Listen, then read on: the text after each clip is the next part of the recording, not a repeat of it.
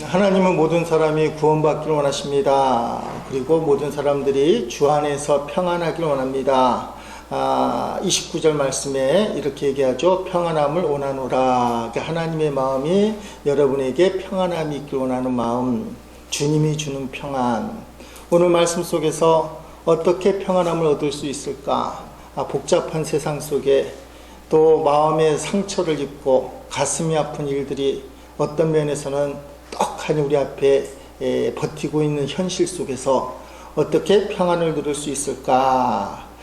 자, 그럼에도 불구하고 유대인들 중에 예수님을 믿은 사람들, 소위 말해서 예수님과 같은 동족이죠. 그들은 구약을 믿고 있었기 때문에 할례를 받은 사람입니다. 근데 이 사람들이 이방인들도 구원을 받는다는 이야기를 듣고 마음속에 좀 불편함이 생겼습니다. 왜냐하면 자신들은 날 때부터 할례라는 것을 받아서 하나님이 선택한 백성인 것이 증거가 있다는 겁니다. 증거. 근데 이방인들은 할례를 받지 않고 예수 이름만 믿으면 구원을 받는다는 그 복음이 옳기는 옳지만 이게 뭔가 부족하지 않겠는가. 그래서 할례주의를 말하게 되고 이방인 모두도 할례를 받았으면 좋겠다. 그런 주장을 하게 되는 것입니다. 그래서 이것이 왈가왈부가 되고 초대교회 예루살렘에서 회의가 열려서 오늘 본문에 보니까 요긴한 것들, 꼭 필요한 것들 세 가지, 20절에도 나오고 29절에 나오는 우상의 더러운 것, 재물, 음한과 목매어 죽인 것, 피를 멀리하라. 이 세 가지는 지켰으면 좋겠다.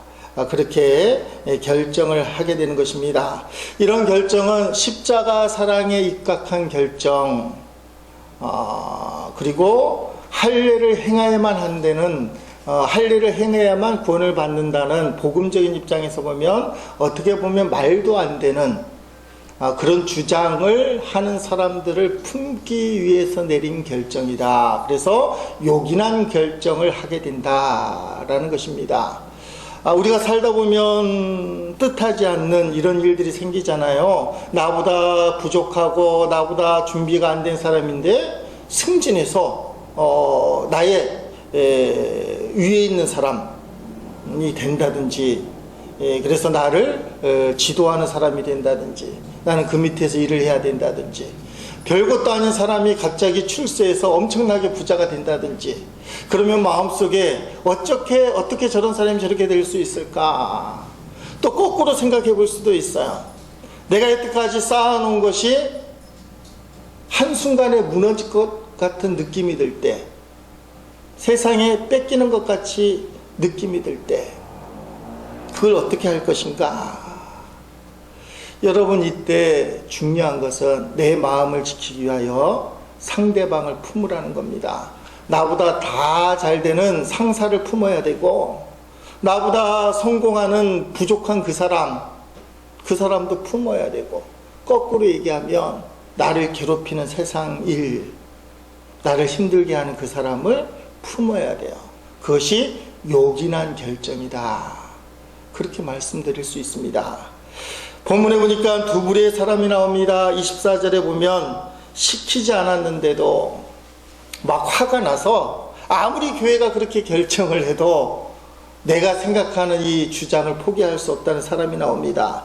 24절 말씀에 보니까 사도들이 예루살렘 회의에서 결정이 끝났습니다. 그런즉 우리 가운데서 어떤 사람들이 우리의 지시도 없이 나가서 말로 너희를 괴롭게 하는 마음을 괴롭게 하고 마음을 혼란하게 한다 하기로 하면, 예루살렘 회의가 결정을 했는데 그 결정을 따르지 않고 자기 마음대로 행동하는 사람, 나는 분이 나서 참지 못하겠다. 어떻게 그 인간이 구원을 받을 수 있어? 내가 지금 전세를 살고 있는데 저 주인집이 갑자기 1,000만 원 올리는 거예요.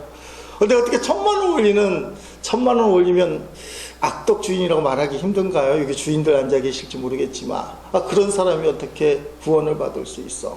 또 심하면 장사 잘 되는 이 상점을 쫓아내고 그 상점을 독차지하려고 하는 저 사람이 교회에 나아가고 어떻게 구원을 받을 수 있어? 이제 그런 마음이 드는 거예요. 그래서 밖에 나가서 막 외치는 거예요. 저런 사람은 구원받으면 안 됩니다. 요새 말로 하면 데모하는 건지도 몰라요. 예루살렘 회의가 결정됐는데 분이 났는지 이 사람들은 예루살렘 결정을 따라가지 못했습니다. 여러분 19절에 보니까 예루살렘 교회의 큰 지도자죠. 영향력을 상당하게 끼쳤던 예수님의 친동생 야고보가 이런 결정을 내립니다. 그러므로 내 의견에는 이방인 중에서 하나님께 돌아오는 자들을 괴롭게 하지 말고, 아멘, 그들이 할례를 받으라고 괴롭히지 말고 있는 그대로 받아들이라. 예수님만 믿으면 구원을 받는다. 그렇게 증거하라. 그렇게 이야기를 합니다. 이 말은 무슨 말입니까? 사사로운 얘기가 아니라 성경 말씀을 근거로 해서 야고보가 이미 증언을 한 거예요. 하나님 말씀이다. 그런데 이 결정이 마음에 안 드는 거예요. 하나님의 결정이 마음에 안 들 때가 있어요. 그래서 자기 생각을 관철시키려고 할 때가 있어요. 구약성경에 이런 사람들에 대한 설명이 있습니다. 잠언서 18장 1절 2절에 보니까 무리에게서 스스로 갈라지는 자는 자기 소욕을 따르는 자라. 온갖 참 지혜를 배척하느니라. 미련한 자는 명철을 기뻐하지 아니하고 자기의 의사를 드러내기만 기뻐하느니라. 아멘. 다른 사람들이 안 보인다는 겁니다. 자신의 주장, 그 속에는 자신의 욕심이 있고 자신의 이기적인 목적이 있어요. 근데 그 목적을 관철하기 위하여 다른 사람들은 보이지 않고 옳다고 얘기하는 것들은 귀에 들리지 않아요. 자기 말하고 틀린 것에 대해서는 받아들이지 않아요. 사람이 살다 보면 그럴 수 있죠. 너무 귀한 건데 이 귀한 것을 남이 그냥 공짜로 얻었다는 거야. 나는 평생을 걸려서 얻은 건데 그 사람은 공짜로 얻었다. 화가 날 수도 있죠. 그래서 성경은 조심스럽게 하는 겁니다. 이 할례를 외치는 사람들에게 말도 안 되는 소리 그만해, 윽박지르지 않고 아우르는 거예요. 달래는 거예요. 여러분, 성도는 하나님의 뜻이 딱 보이면 좀 분이 차더라도, 감정이 조절이 안 되더라도 하나님을 봐야 돼요. 우리가 예배 후에 찬양을 할 것인데 주님의 뜻을 이루소서. 우리를 위해서 십자가에 달리신 예수 그리스도, 그 주님은 여러분이 잘 되길 바라지 않겠습니까? 주님의 뜻을 이루는 것이 최선이에요. 그래서 우리가 내 감정으로는 용납하지 못할 사람과 사건, 환경이 있다 할지라도 신앙적인 고백은 주님의 뜻을 이루어 주십시오. 지금 예루살렘 교회가 그 모습을 보여주고 있어요. 아무리 교회가 결정을 해도 내 감정이 이게 용납이 안 된다. 그 무리에서 뛰어나간다는 거. 왜 뛰어나가느냐? 욕심 때문에 그렇고, 바른 말 듣기 싫어서 그렇고.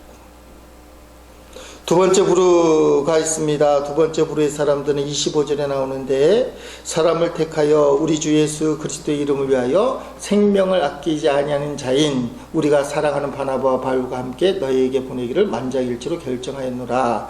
아멘. 우리 주 예수 그리스도의 이름을 위하여 생명을 아끼지 아니하는 자가 있었다. 아니, 내 목숨이 중요하잖아요. 여러분들 목숨이 중요한 줄로 믿습니다. 별로 중요하지 않아요. 빨리 죽어서 천국 가기를 바라십니까? 그래도 오래 사시기를 바랍니다. 오래 살아서 하나님의 뜻을 이루어야 되죠. 오래 살아서 여러분의 자녀가 잘 되는 것도 봐야 되고, 오래 살아서 교회가 부흥되는 것도 바라야 되고. 여러분, 하나님이 오래 사시게 하는 데는 이유가 있는 거예요. 우리가 믿음의 원칙만 지키고 있으면 하나님이 역사하신다는 거예요.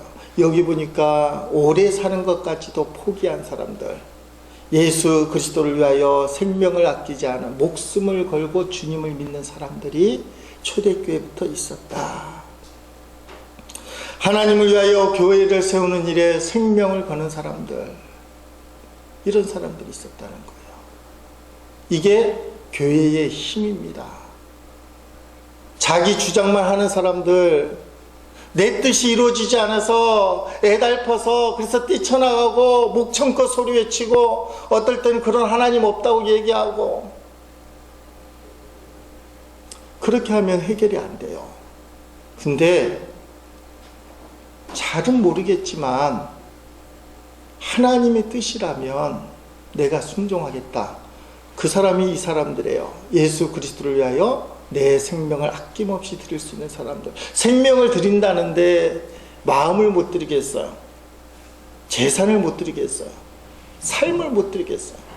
생명을 드리는 사람들. 여러분, 여러분의 가정에서도 우리가 이런 일들을 해야 됩니다. 자식들을 위해서 이런 기도를 해야 돼요. 성경에 보니까 자식들이 잘 되고 장수하는 비결이 있다고 얘기하잖아요. 잘 되고 장수하는 비결이 뭐냐? 부모님께 효도하라 돼 있어요. 효도. 부모님 앞에 효도하도록 기회를 주셔야 돼요.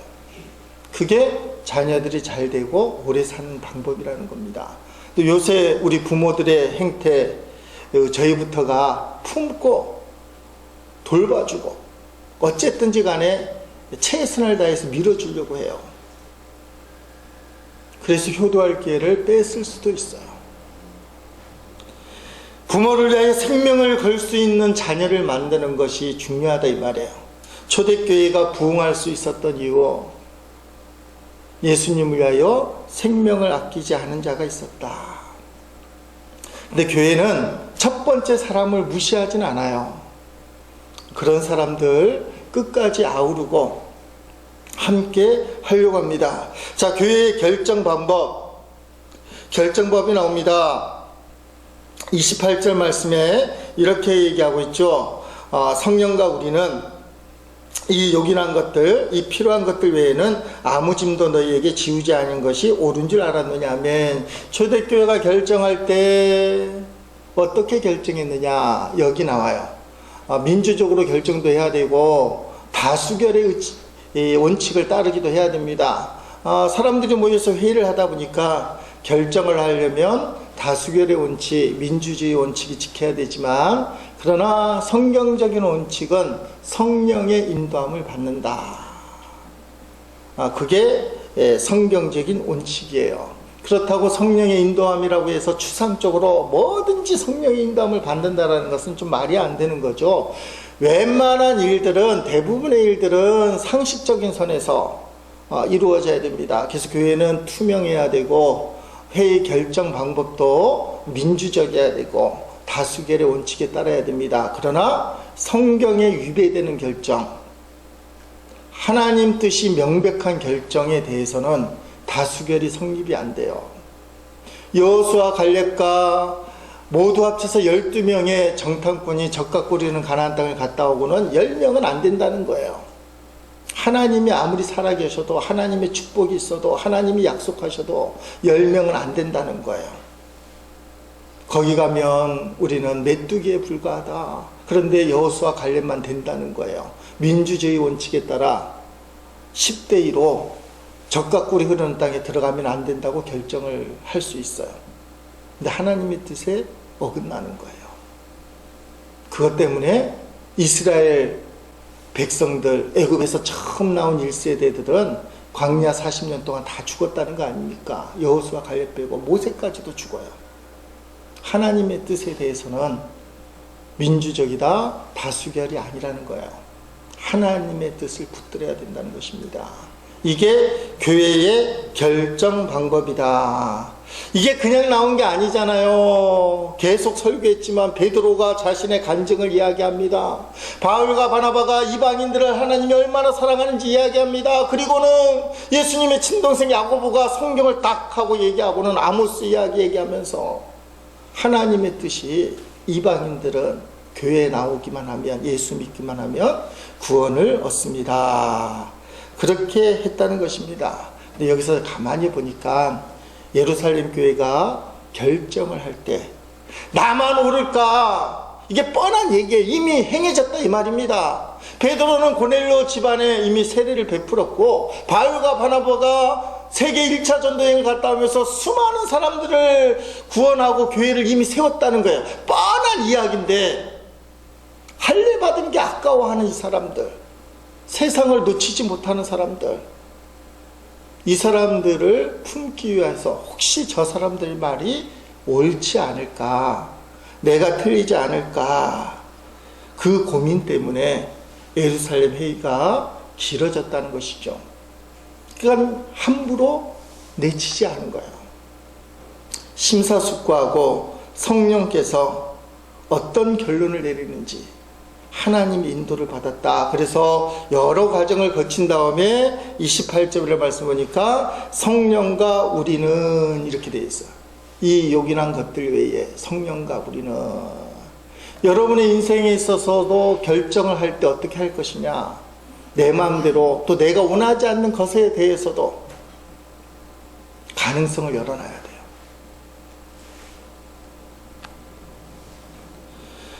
사람이 내리는 결론은 위험합니다. 좋아 보여도 위험합니다. 먹음직 보암직 탐스럽직한 결론이지만 하나님의 뜻이 담겨있지 아니하면 위험해요. 하나님의 뜻은 때로는 힘들어 보이지만 그것은 완전해요. 좁은 문이지만 구원의 문이 되는 겁니다. 미국 남북 정쟁 당시 일이라고 하는데, 북군하고 남군이 마지막 일전을 치르기 전에 에브람 링컨 대통령이 예배를 인도했다고 합니다. 그때 한 말인데, 아마 지금쯤 저들 남군에서도 우리와 같이 예배를 드리고 있을 것입니다. 그들도 하나님 앞에 예배하면서 뭐라고 기도하겠습니까? 내일 전쟁에서 자기들이 이기게 해달라고 그렇게 기도할 것입니다. 그러나 우리 북군은 이렇게 기도하십시다. 하나님께서 우리 편을 드시기보다는 우리가 하나님 편에 서 있길 원합니다. 이 말은 뭐예요? 내일 전쟁에서 만약에 노예 해방이 하나님의 뜻이 아니라면 우리가 전쟁에서 져도 좋다는 거예요. 만약에 하나님의 뜻이 아니라면 지금 하나님 뜻이라고 믿고 노예 해방 전쟁을 하는데 전쟁을 포기해야 된다는 거예요. 그러나 우리가 행하는 이 노예 해방 전쟁이 하나님의 뜻이라면 우리가 담대하게 하나님의 뜻을 붙들고 전쟁을 합시다. 막 윽박지르면서 믿습니다, 믿습니다, 믿습니다, 자기 생각을 강요하면서 믿습니다, 믿습니다 하는 기도가 아니라 도대체 하나님의 뜻이 무엇일까를 우리가 기도해보고, 노예 해방 전쟁이 분명하다면 하나님의 뜻이라면 우리가 최선을 다해서 한번 싸워봅시다. 결론은 북군이 이겼습니다. 하나님의 뜻을 쫓아갈 때는 현실적으로 힘들어요. 사람이 방해할지 몰라요. 그러나 하나님 뜻을 쫓아갈 때 고난이 있지만 고난 뒤에는 하나님의 영광이 반드시 있습니다. 하나님 뜻을 붙들어야 되는 거예요. 주님의 뜻을 붙들어야 된다. 여러분 기도할 때도 이것을 꼭 기억하셔야 됩니다. 요새 여러 번 말씀드리지만 나의 뜻을 관찰하는 것이 하나님의 뜻이 아니다. 성도의 방법이 아니다. 물론 우리는 그게 꿈이긴 하지만 진짜 행복한 게 뭐냐? 하나님의 뜻이 이루어지는 것, 주님의 뜻이 이루어지는 것. 우리 애가 지난 주간에 휴가를 나왔는데요. 얘를 이길 수가 없어요. 얘가 친구들 만나서 밤늦게 와도 별말 안 해요. 말 잘못했다가 얘가 기대 안 한다고 하면 어떡할 건데 하면서 한 번도 부부간에 얘기를 나눈 적도 없지만 용납. 그렇다고 해서 얘가 뭐 크게 잘못한 건 아니니까. 여러분 웬만하면 하나님 아버지는 자식의 기도를 들어줘요. 근데 끝까지 고집 피우는 건 문제가 될 수 있어요. 홈플러스 가서 건담 사달라고 6살짜리 아들이 넘어지면 어떻게 할 겁니까? 사주는 부모도 있지만 교육상 야단치는 부모도 있고 거절하는 부모도 있고, 건담이 문제냐? 너에게 크면 자동차도 사줄게, 나중에 해주겠다 하는 부모도 있고. 그러나 부모로서 갖는 똑같은 마음이 하나 있어요. 방법은 다 틀리지만 자식을 사랑한다는 거예요. 때로는 못 배우고, 때로는 잘못된 방법 때문에 자식에게 상처를 주지만, 사실 그렇잖아요.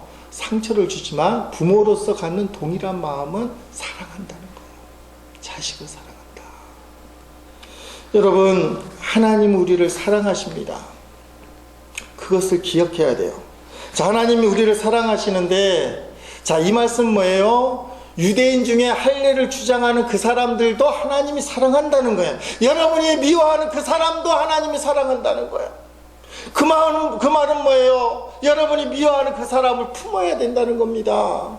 계속 반복되는 얘기지만 예루살렘 교회가 이 일을 하는 거예요. 자, 할례주의자들 말도 안 되는 소리를 박박 우기는데 어떻게 할 거냐?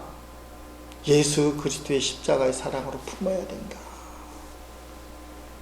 그 과정이 계속해서 나오는 것입니다. 여러분, 세 가지가 나오죠. 우상의 제물, 피와 목매어 죽인 것, 음행을 멀리하라. 왜 이것을 줬느냐? 할례파, 율법을 상징하는 할례를 주장하는 사람들을 아우르기 위하여, 품어주기 위하여 이런 것들을 결정을 했다는 겁니다.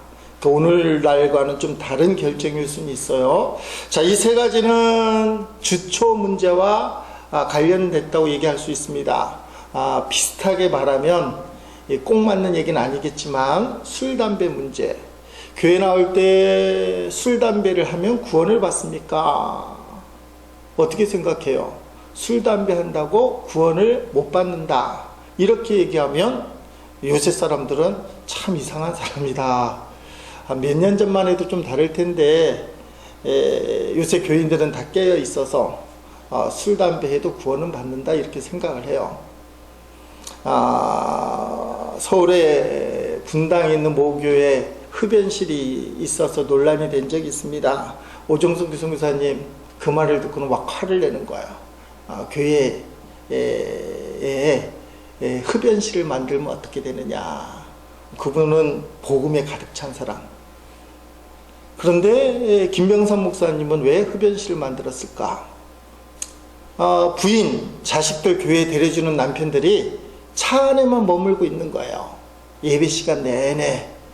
교회는 들어가기 싫고 자식하고 마누라는 기다려야 되니까 예배 시간 내내. 그러면서 뭐예요? 빨리 나오지 이 인간들. 남편들 말입니다. 시장 보는 거 진짜 힘들어요. 그래서 부인이 시장 볼 때 혹시나 자동차 안에 있을 때 내내 꼽아 기다리는 건 부인 빨리 돌아오기만을 시계 보고 기다리고 있잖아요. 왜 인간은 빨리 안 돌아오나 하면서. 아니, 남자들이 차에 기다리면서 왜 예배가 이렇게 안 끝나나 이거 기다린다는 거야. 그래서 생각해낸 방법이 흡연실을 만드는 거야. 예배당하고 뚝 떨어진 곳에 담배 실컷 피면서 당신도 예배 구경 좀 해보시오. 그러면 설교도 듣고 찬양도 듣고 그래서 예배가 왜 늦게 끝나는지 부인이 왜 그 시간에 나오는지를 알라 이 말이에요. 그럼 이해도 되니까. 그래서 복음의 접촉점을 만든 것이 예배실에 있는 흡연실. 여기 얼굴 표정에 보니까 반은 그래도 흡연실이 필요하겠지. 근데 반은 아무리 그래도 교회에서 흡연실이라니 택도 없다. 이게 반만 좀 갈릴 것 같아요. 지금 시대에도. 그러나 술, 담배가 구원의 조건은 아니라지만 예수를 믿으면 술, 담배가 끊어지게 되어 있다. 억지로 끊으라고 해서 끊어지는 것도 있겠지만 순식간에 끊어지게 되어 있다. 술, 담배 하는 분들 주 예수의 이름으로 끊어지기를 주의 이름으로 축원드립니다. 아멘 하는 사람들은 솔직한 건지 잘 모르겠지만 어쨌든지 간에 교회의 간증 중에 하나는 주초 문제가 해결이 되더라. 그게 구원의 조건은 아니에요. 초대교회가 이 세 가지 결정을 한 이유는 그와 같습니다. 이게 절대 조건은 아니에요. 절대 조건은 예수님만 믿으면 되는 거예요. 그러나 그 당시 상황에서 이 세 가지는 예수를 믿는 사람으로서 저절로 이렇게 돼야 된다. 노력해야 된다. 애써야 된다. 할례파들을 세워주기 위해서 결정한 것입니다. 첫째가 뭡니까? 우상 숭배에 사용했던 재물이나 음식이나 물건을 멀리하라, 그렇게 되어 있습니다. 자, 예수님 믿기 전에는 모두가 우상을 섬겼어요. 그렇지 않아요? 그럴 수밖에 없게 한국 사람들 다 기독교 교회 다니기 전에는 불교, 때로는 유교라고 얘기합니다. 근데 교회에서는 그것을 우상이라고 얘기하니까 교회 다니기 전 사람들은 당연히 우상을 섬기겠다는 그 말이죠. 이 우상이란 말 속에는 우상 문화라는 것이 있어요. 우상 문화. 이 세 가지는 사실은 대동소이하다, 한 틀 속에 있다고 얘기할 수 있어요. 우상을 멀리하라는 말은 세상 문화를 멀리하라, 우상으로 이끌어가는 문화를 조심하라, 그렇게 말씀드릴 수 있습니다. 세상에 있으면 우상을 섬기도록 하는 영적인 유혹이 많기 때문에 그 유혹을 조심해라. 로마서 12장 2절에 이렇게 얘기하죠. 너희는 이 세대를 본받지 말고 오직 마음을 새롭게 함으로 변화를 받아 하나님이 선하시고 기뻐하시고 온전하신 뜻이 무엇인지 분별하도록 하라며. 이게 분별할 수 있어야 된다는 거예요. 하나님이 선하시고 온전하시고 기뻐하신 뜻이 도대체 뭘까? 두 번째는 목매어 죽인 것과 피를 멀리하는 것을 결정한 거죠. 목매어 죽인 것과 피를 멀리하는 것은 사실은 같은 이야기입니다. 목매어 죽인 짐승들, 좀 끔찍하지만 사람 같은 경우에는 피가 그 속에 고여 있다라고 판단이 돼요. 구약 성경 같은 경우에는 목매어 죽인 동물의 고기 속에 피가 그대로 남아 있다. 그래서 이 고기를 그대로 먹으면 안 된다. 그런 얘기죠. 여기 앉아 있는 분들 중에는 그런 분들이 혹 있을지 모르겠어요. 옛날에 개고기 맛있게 먹으려고 하면 어떻게 해야 된다고요? 나뭇가지에 매달아서 두들겨 패갖고는 약을 올린 다음에 잡아야 된다. 근데 성경은 그거 하면 안 된다는 거예요. 왜 그렇습니까? 레위기 17장 11절 12절에 보니까 피는 생명이다. 피는 생명이다. 교회에서 피를 귀하게 여겨요. 성경은 피는 생명이라고 얘기해요. 세 번째는 음행에서 빠져나오라는 겁니다. 이것도 그 당시 이방 문화, 우상 문화에 해당되는 것인데, 우상 숭배의 필수적으로 조건이 되는 것이 성적인 문란함입니다. 그래서 여러분 중세시대 때 영화, 유럽 영화 같은 데 보면 이 제사를 한다고 얘기하면서 제사 드리는 제사장들이 여자들이에요. 여자들은 대부분 창녀입니다. 창녀. 그러니까 그리스도 중동 지역에 또 유럽 지역의 문화들이 그런 문화예요. 왜 그러냐면 성경에 그런 문화가 나와요. 이게 인류가 갖고 있는 타락성인데, 원래 이스라엘 백성은 여호와 하나님을 믿었습니다. 출애굽 때 하나님을 경험하고 40년 광야, 그들이 40년 광야 동안에 느낀 하나님은 목자 하나님이에요. 여호와는 나의 목자시니. 이게 기독교의 중심 사상이에요.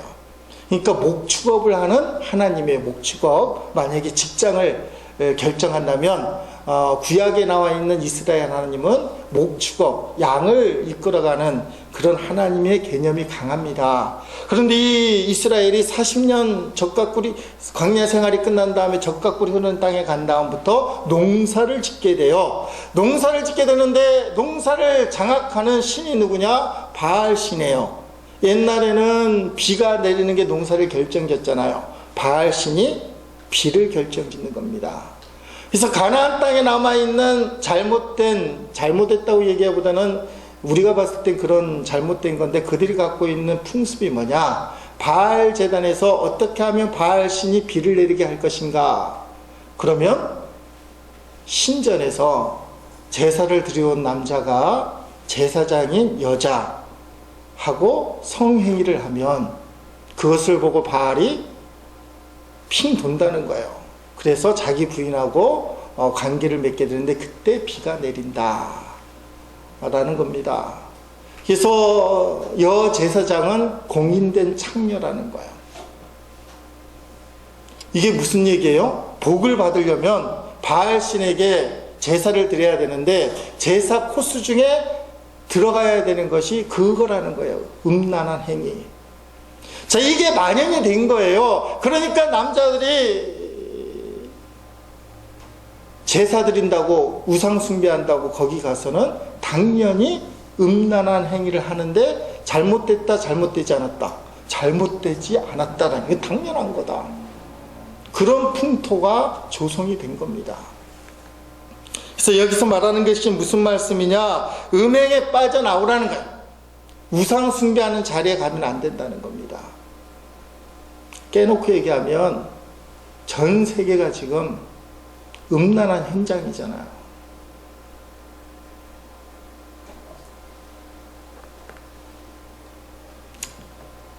어저께 연예기획사 사장이 여러분 들으셨을 거예요. 19살 아이하고 사랑을 하게 되고 잠자리를 해서 자식까지 낳았다는 겁니다. 그런데 자식 낳고 이 여자애가 고발을 한 거예요. 내가 당했다. 그래서 감방에 간 겁니다. 1심, 2심에서는 다 유죄예요. 3심에서 대법원에서 아니라는 거예요. 왜냐하면 면회를 할 때 이 여자애가 그 아버지 뻘 되는 남자에게 사랑한다, 보고 싶다 이런 문자를 보냈고, 그래서 3심 결정이 이거는 죄가 아니다, 무죄 판결이 났어요. 둘이 사랑했기 때문에 그렇게 된 것이다. 그 재판장에 앉아있는 많은 사람들이 한탄을 했다는 거예요.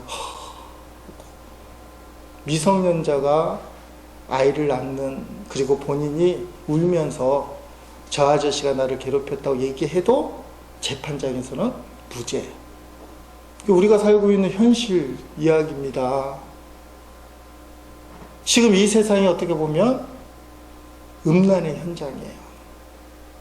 많은 사람들이 그 음란의 현장에서 뭐라고 얘기하느냐? 이건 죄가 아니다. 근데 이런 문화가 사도행전 당시에도 있었다는 거예요. 종교를 빌미로. 근데 그것을 강력하게 배척하는 게 어디예요? 복음이에요. 그러니까 세상이 이 교회의 복음을 보면 답답한 거예요. 근데 세상에 교회는 지지 않았습니다. 복음은 무너지지 않았어요. 지금 그 말을 하는 거예요. 내가 예수를 믿고 구원받는 게 확실하지만 이 세 가지는 꼭 지켜야 된다. 우상 숭배하면 안 된다. 그리고 목매어 죽인 거 피처럼 먹으면 안 된다. 음행해서는 안 된다. 이거는 구원의 절대 조건은 아니지만 예수 믿게 되면 그렇게 되어질 것이다. 살다 보니까 어린 밤푸너치도 없는 이야기로 여러분을 괴롭히는 사람들이 있죠. 없는 것처럼 이렇게 보이긴 하지만 다들 평온하셔서 말도 안 되는 소리로 속을 쑤셔야 되는 그 사람이 있어요. 근데 성경에 따라합시다. 일단 품어주라. 마음을 상하게 하는 사건과 일들이 있잖아요. 근데 성경은 품어주라고 얘기하고 있습니다. 증오하지 말고 미워하지 말고 할례를 행하는 유대인들을 품어주는 거예요. 그리고 오직 예수를 믿으면 이게 다 되는데 이번 기회에 정리를 하는 거예요. 이 세 가지는 지킬 수 있었으면 좋겠다. 여러분, 말도 안 되는 상황과 말도 안 되는 이야기를 들을 때 어떻게 품어줄 수 있느냐? 사랑하는 마음. 여기서 사랑하는 마음은 나를 괴롭히는 그 사람을 사랑하는 게 아니에요. 하나님을 사랑하는 마음. 여러분, 우리가 악한 생각, 잘못된 마음을 품게 되면 나도 모르게 안 좋은 이야기가 나와요. 저도 말을 실수를 해서 때로는 혼이 나는 경우가 있습니다. 그래서 웬만하면 나쁜 말 하지 않기, 흠잡지 않기, 불평하지 않기, 원망하지 않기 해도 잘 안 돼요. 그래서 훈련을 받아야 돼요. 남아프리카에 가면 바벤바라는 종족이 있다고 합니다. 바벤바 종족. 인터넷 쳐보면 나오는데 이 종족의 아름다운 풍습이 하나 있다 그래요. 범죄한 사람이 나오게 되면 중요한 범죄자겠죠. 그러면 온 동네 사람들이 둘러앉는다는 겁니다. 그리고 그 가운데에 범죄자를 딱 앉히는 거예요. 그리고는 범죄자에 대해서 이야기를 하는데 칭찬만 하라는 거예요. 안 좋은 이야기, 잘못된 이야기, 그 사람 실수한 이야기를 하면 안 되고, 그 사람이 얼마나 착한 일을 했고, 얼마나 나를 도와줬고, 얼마나 이 마을을 위해서 애를 썼는지 그 이야기를 정확하고 분명하게 과장하지 말고 있는 그대로 얘기를 하라는 거예요. 그 범죄자에 대해서, 죄인에 대해서. 저 아저씨가 지난번에 제가 배고팠을 때 저를 도와줬어요. 먹을 걸 줬어요. 어린아이에서부터 시작해서 모든 동네 사람들이 한마디라도 칭찬을 하라는 거예요. 저 사람이 지난번 사냥 때 가장 먼저 뛰어나갔어요. 그리고 저 사람이 가장 먼저 어려움을 감당해냈어요. 이런 이야기를 동네 사람들이 빠짐없이 다 한다는 거예요. 그리고 이야기가 끝나면 그때부터 축제를 벌인다는 겁니다. 음식을 잡고 춤을 추고 흥을 돋구면서 잔치를 하기 시작해요. 이게 뭘 뜻하겠습니까? 범죄한 죄인이 자신을 칭찬하는 소리를 들으면서 회개하는 거예요. 그리고 자신을 품어주는 그 주민들을 보면서 감사한 마음이 드는 겁니다. 여러분, 참 아름다운 풍습이라 생각이 듭니다. 우리도 이것을 배워야 되겠다, 그런 생각을 가질 때가 있어요. 용서를 한다는 것은, 그 사람을 용서한다는 것은 나의 영혼을 살찌우는 것이다. 여러분을 힘들게 하는 사람이나 지금 여러분을 몹시 고생하게 만드는 그 사건을 품어야 된다는 거예요. 딱 품어야 된다. 따라합시다. 품어야 된다. 너무 커서 못 품죠. 나는 믿음의 그릇이 작고 그 인간은 너무 크고 그 사건은 너무 가슴이 아파서 품을 수 없다. 내 그릇은 안 되지만 주님의 그릇으로 품어야 돼.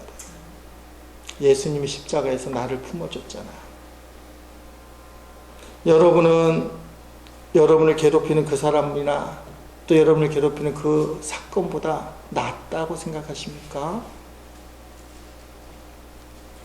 그게 교만이라는 것을 기억해야 됩니다. 사도 바울은 자신을 죄인 중에 괴수다, 그렇게 표현을 했어요. 나는 십자가에서 죽어야 될 사람인데 예수님이 나를 품어주셨다. 우리가 주기도문을 읽을 때 그렇게 얘기하죠. 우리가 우리에게 잘못한 사람 용서해 준 것 같이 우리 죄를 용서해 주시고. 십자가의 사랑을 아는 사람, 내 죄가 용서받았다는 걸 아는 사람은 다른 사람의 죄를, 잘못을 용서해 준다는 거예요. 오늘 우리에게 용서받았다는 믿음이 있으면 그 믿음을 실천할 수 있길 바랍니다. 사랑의 마음으로 내가 그 사람을, 그 일을 품고 용서해 줘야 되겠다. 주님은 그 마음 속에서부터 역사하셔요.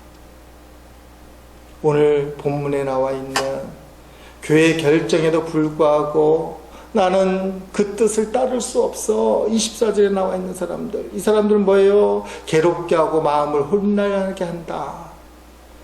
본인들도 안 괴롭겠습니까? 교회 결정 안 따르고 끝까지 자기 주장을 막 핀다면, 가서 크게 소리친다면 아마 잠깐 속은 시원하겠지만 본인은 안 괴롭겠습니까? 괴로움을 종식시키는 비결, 하나님의 뜻을 쫓는 거예요. 제1의 모든 식구들이 요긴한 결정에는 상대방까지 배려하는 결정이라는 거예요.